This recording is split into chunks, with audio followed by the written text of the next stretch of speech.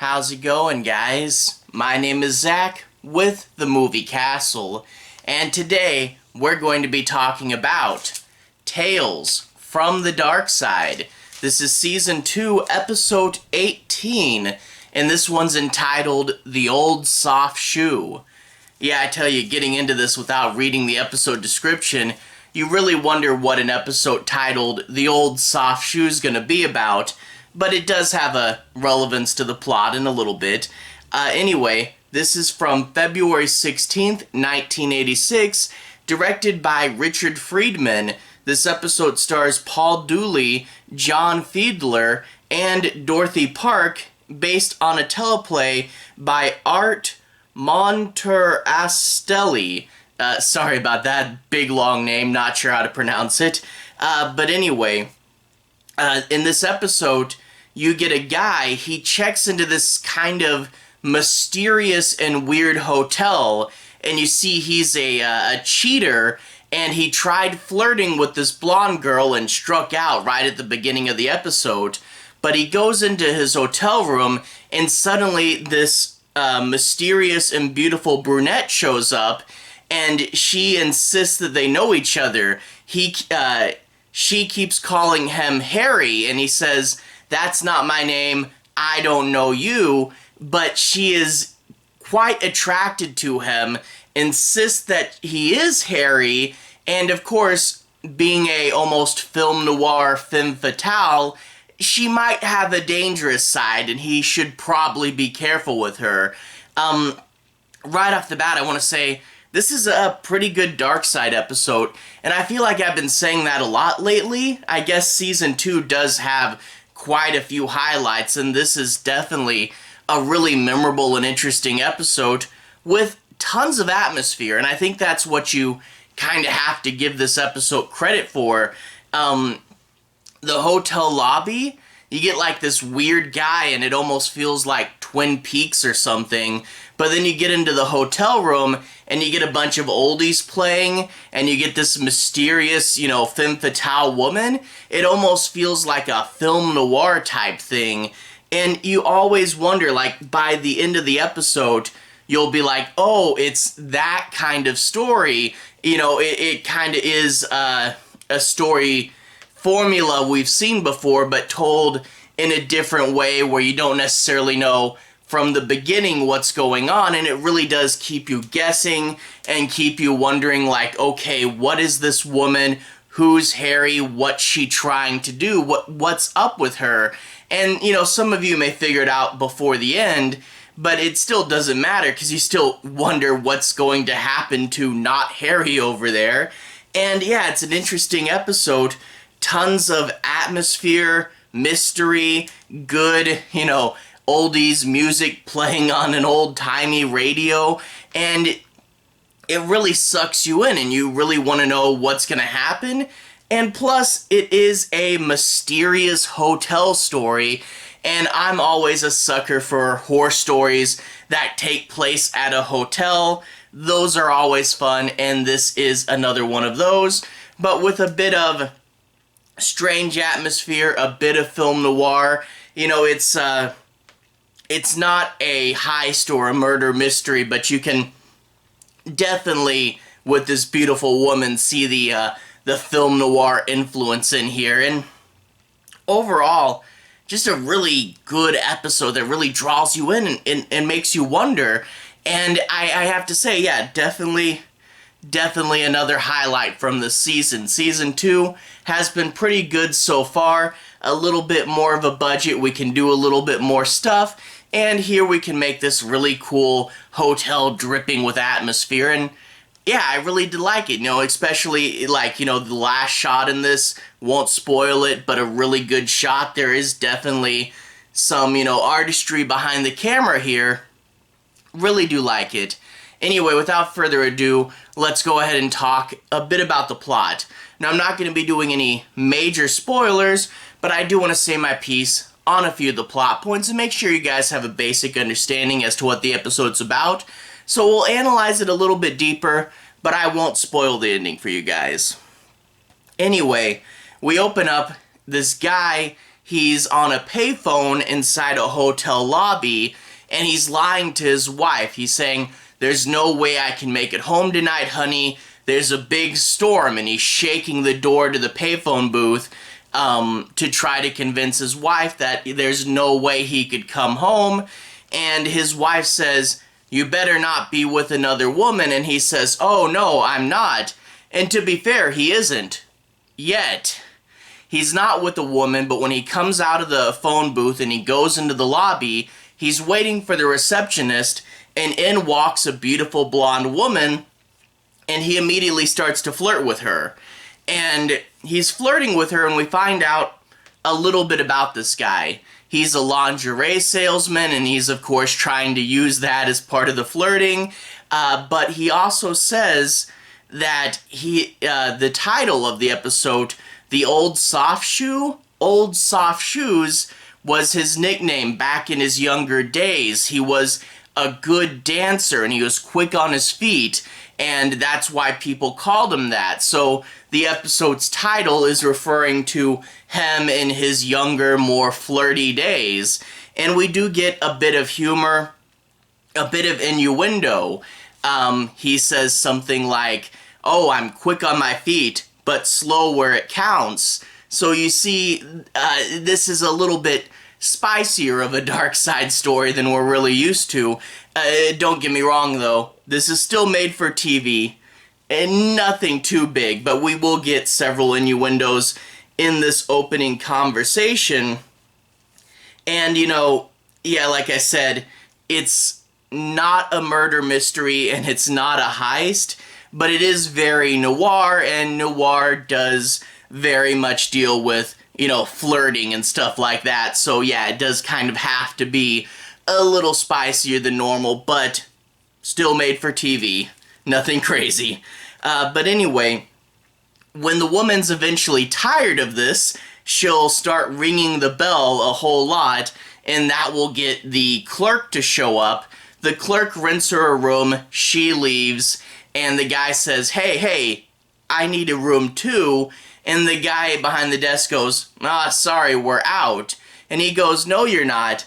I see a key back there. And he looks at the key and he goes, no, I don't want to rent that room out. It's under renovation. It's not ready yet. And the guy goes, I'll give you an extra $10. Which, boy, every now and then Darkside in these 1980s prices, $10 being enough to manipulate someone to give you the room. I mean, nowadays it would have to be another like 50 or something, right? But anyway, he gives him the room, and he gives him a warning. This is a respectable hotel, no sex in the room. And, you kind of think, okay, it's probably because he's an old man, but we, knowing we're watching the horror story, and we're seeing several strange things in this hotel, we kind of know it's not just that. It's probably a bigger warning. And we're looking around this hotel lobby, and, a few shades of Twin Peaks here, You get this guy, the bellhop. He's kind of a wacky character. He's an old man who's pretty much bald, yet he appears to be wearing like a hairnet for some reason. He's got a big picture of his father behind him, who appears to have passed away. And then Prometheus. He has a little glass jar. Well, not a little glass jar, more like a bowl. And inside this bowl, he has a turtle with a candle on his back. And he says, oh yeah, my father was fond of turtles. This is my pet turtle, Prometheus, with the little candle on his back just crawling around his bowl. Now, what could be up with that? Prometheus, I believe the story was, he was the guy that stole fire from the gods and brought it down to humanity and was eternally punished for his crime, but sort of basically the idea of stealing technology from the gods, bringing it to man. Yet he's a turtle with a little candle trapped in a bowl, perhaps saying that what humanity has and all of its advancements aren't as advanced as we may like to think they are. I don't know. Maybe he's just a big Ridley Scott fan. Anyway, you got Prometheus there, and just to make things even weirder, as he leaves for his room, the clerk gives him a jar of pickled pig's feet. It's good for the digestion. Oh man, some people eat some strange stuff, and more power to you, but I couldn't do pickled pig's feet. No. And he just, once he leaves, throws the jar outside, which he's gonna find it and get upset at you, But yeah, he just throws it. Anyway, he gets to his hotel room, and he looks around. It's got a big old-timey radio, and he turns it on, and it plays oldies, and he goes and he looks around, and he finds in the bathroom there's a hole in the wall, and he can actually see the woman in her bathroom. Again, made for TV, don't expect anything too much. The hole in the wall actually has a weird shape to it, and it just so happens to perfectly cover everything up because, again, made for TV. But anyway, after that, he fills up the tub, and while he fills it up, he accidentally falls asleep and wakes up to a different woman in his hotel room. This mysterious brunette has appeared. She's dressed quite provocatively, and she says, "Harry, you've finally come back. I've had nothing to keep me company but this music. I'm so glad you're here." And he keeps saying, "No, I'm not Harry, you must be confused." But she eventually goes, "Oh, if you want to pretend that you're not Harry, that's fine." So yeah, she cannot be convinced. She loves him incredibly. She wants to dance with him. And she says she has a surprise for him, which we're wondering what that is. However, when he brings up other women, like when he talks about his wife, he goes, "Look, I never tried to keep it a secret from anybody that I was married, and I've already told you I'm not Harry." But then the music, the oldies, gets a little too loud. The blonde woman from earlier in the episode knocks on the door, tells him to turn it down. And when he starts interacting with other women, when he brings up his wife, that gets this woman really, really mad. And she will eventually pull out a gun on him, and I think that's where I'll leave you, because I don't want to spoil anything beyond that. But yeah, the classic film noir, beautiful yet dangerous woman, and now she's pulled a gun on him, and he's going to have to figure out how to talk his way out of this situation, and a bunch of strange and mysterious stuff happens. But really, just dripping with atmosphere and mystery. Who is she? What's going on in this hotel? I mean, the clerk has a weird little turtle with a candle on its back. It's automatically just a weird setting, but then having this other character show up and, trying to say that you're someone else, that is really an interesting concept, an interesting mystery, and it really does hook you in this, weird set, just dripping with that oldies music and that atmosphere. And it's one of those that hooks you in, and yeah, definitely another highlight from this season. Overall, Darkside Season 2 has been pretty good so far. They've gotten a little bit more budget, and they've used it to make some classic episodes.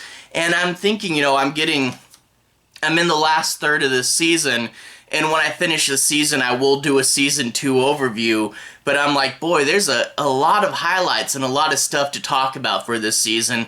But that's all really good. So, looking forward to the last bit of Season 2. This is episode 18, so I only have 6 left. And then we'll move on to Season 3 and see if that's even better.